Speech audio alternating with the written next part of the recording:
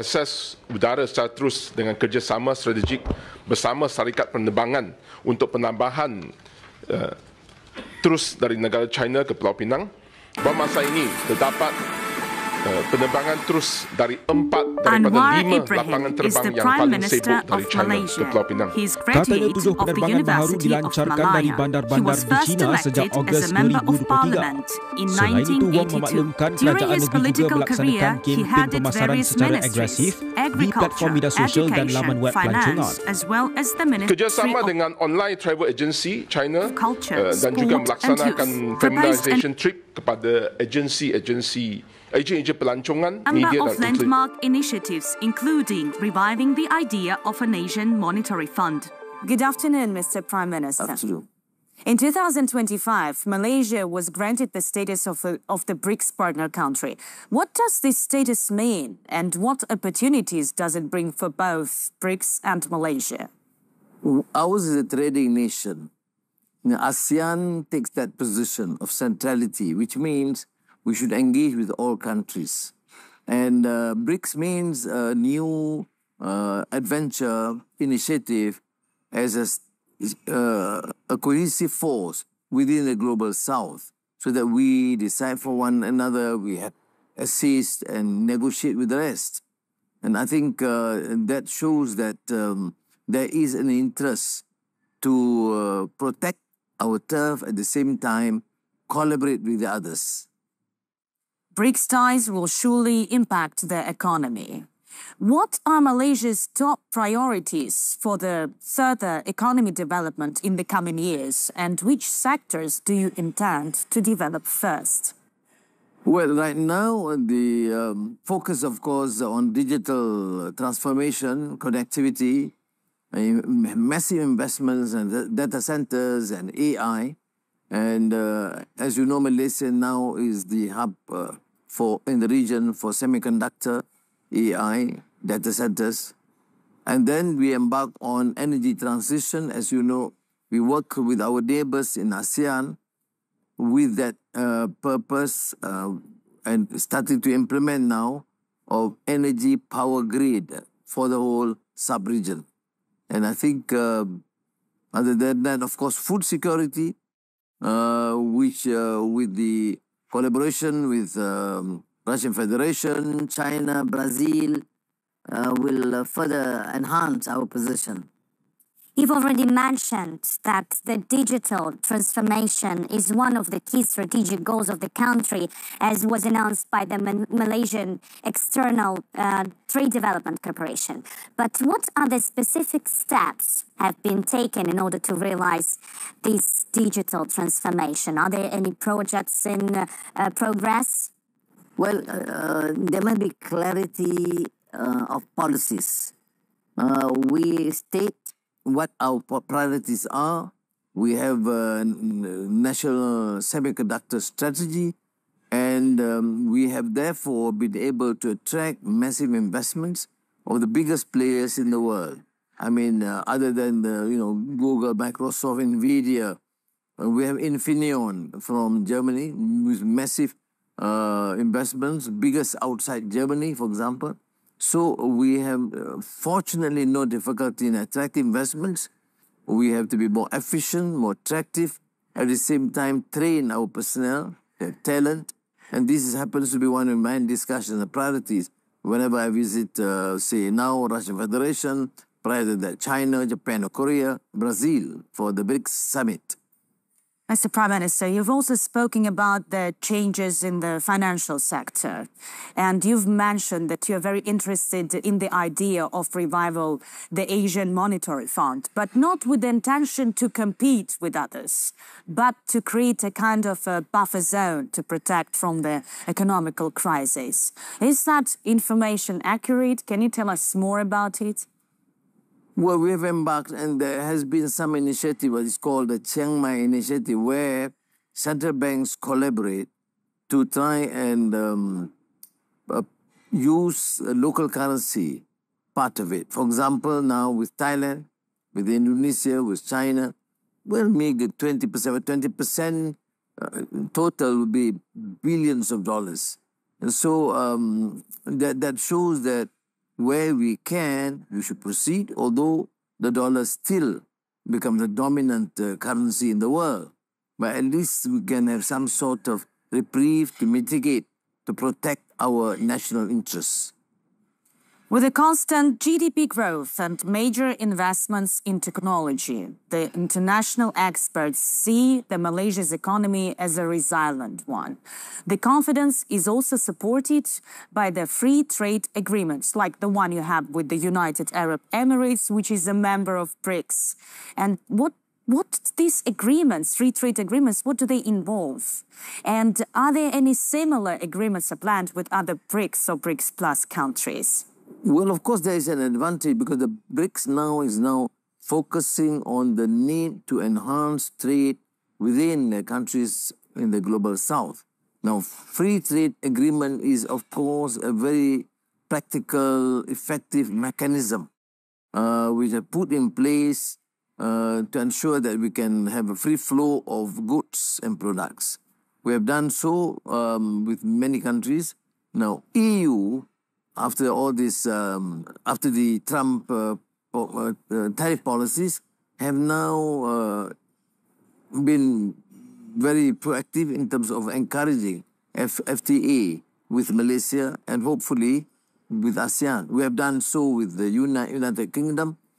So it takes a very sort of a practical, pragmatic approach. But the strength in BRICS is, of course, it caters for the needs, particular needs of those involved in the production of either materials, petrochemical, gas, food products, which normally is at a disadvantage. So I think what the BRICS leaders and experts are trying to attempt is to arrange, to promote some sort of agreements where we can interact and trade with one another more effectively. In addition to becoming a BRICS partner country, this year, Malaysia hosts ASEAN chairmanship in 2025. What are the main issues the Southeast nations are going to be focused during this chairmanship? Well, we are fortunate because at the end of May, we are hosting the ASEAN meeting, focusing on the economy, and to be joined by the GCC. So all the 6 Arab countries in the Gulf will participate, and which then follows up with China as an economic summit to focus on the economy. That shows that our focus is back on the economic fundamentals. Then at the end of the year, of course, the annual heads of government, plus East Asian economies, United States, India, Australia, New Zealand, and of course, United States.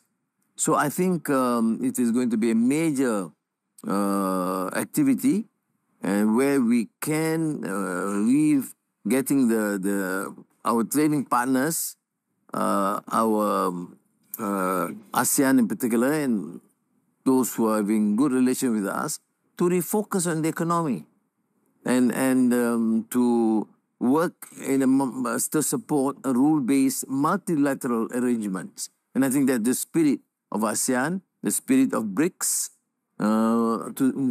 to not to be subjected to unilateral actions of any particular country. How is Malaysia and ASEAN as a whole are working together to achieve the Sustainable Development Goals, and which of the 17 goals are in top priority? Well, we are fortunate because as a sub-region, probably ASEAN is the most peaceful, the most vibrant economically, and therefore our focus, as I've said, number one is economic fundamentals, but it includes, of course, the interest to make sure that we achieve the sustainable goals. That is why I mentioned about the grid. The power grid is an alternative power. It's not fuel-based. It's not fossil fuel. It is therefore alternative, hydro, gas, that would then link the region using this alternative energy. This is, of course, to my mind, is a phenomenal shift from the traditional method and is a major contribution to climate change, to climate protection, environmental priority. And I think that's a very important beginning as far as we are concerned. ASEAN countries are responding to climate change at national, regional, and global levels. So what are the specific steps the countries are taking together in order to realize a strategic action plan? If I'm not mistaken, it has been already adopted. Yes, but we have to take a position too. Say Malaysia. Right now, 52% of the country is still under virgin forests and jungles. And we can't go on listening to some of the industrialist countries hectoring us on what to do when you have destroyed the environment and you're not giving, honoring your promises to support. I mean, we can make much money now by just selling off the timber, but we don't. Why? We want to protect our heritage, protect the environment. And that's our role at a cost. Now, that's why in various COP in the past have already given commitment. But what we hear is more of this series of unwarranted lectures, but not executed to do justice to many of the relatively even poorer countries, even in the ASEAN region. Malaysia a bit fortunate, we're just at least struggling along, but some are in more difficult shape. If we want them to protect the environment, no cutting of their forests, but then it's only fair to give them the necessary support, which they have promised. But still, as I've said, it has not been satisfactorily honored. Your view is clear on the environmental policy of Malaysia, but if we speak about the environmental policy of ASEAN countries, I know that since 1977, ASEAN countries have launched joint environmental initiatives and related programs. And Southeast Asia is well known for its incredible biodiversity. Are any of those programs are currently in progress, and what is the biggest achievement so far for the environmental policy of ASEAN? Why, when I said about environmental protection and to support the climate initiative, it's just not Malaysia. I mean, of course, Malaysia is an oil-producing country. We take these major steps, but all countries of ASEAN have adopted a similar program. And I think to do justice to these countries, they are doing what is reasonably expected of them. But that's what I'm saying. I mean, why do you expect us to do much more than what we can when the other countries are not even giving the commitments to assist them? Because as I said, in ASEAN, some are relatively poorer. And therefore, they need to be assisted. Not asking for aid or donations, but what was initially promised. So I think I'm very optimistic because like the ASEAN Power Grid, what does it mean? I mean the total commitment of these countries to shift from traditional fossil fuel to the alternative. It is at a major cost, but we have decided that will be it.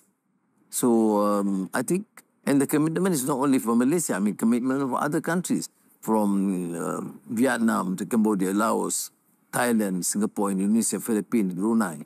So we're all covered. Even with global challenges, BRICS and ASEAN still value the cultural exchanges. I know Malaysia hosts the International Women's Association of Malaysia with members from all over the 30 countries. What are these groups, the main activities? And I know that they're all the time hosting the events and celebrating the famous writers and poems. Why is this cultural efforts are so important to you? And have you had a chance to attend one of these events? Well, I do participate where I can, but then you see development and growth is just not economic per se. Economic fundamentals must remain to be a priority. But you must realize that we are talking about human development. You're talking about values. You're talking about justice. You're talking about peace. And this transcends economic development. So I think the role of women is, to me, pivotal. Not only just family is a background, education, environment, health, is so interrelated. It's no longer talking about just their duty as a mother or to protect the family. That is, of course, again, fundamental. But then we are talking about their role in education, in public health, in protecting the environment, and supporting governance that is free from corruption and just. Thank you. Thank you, Prime Minister, for this interesting and productive talk. Thank you so much. Thank you.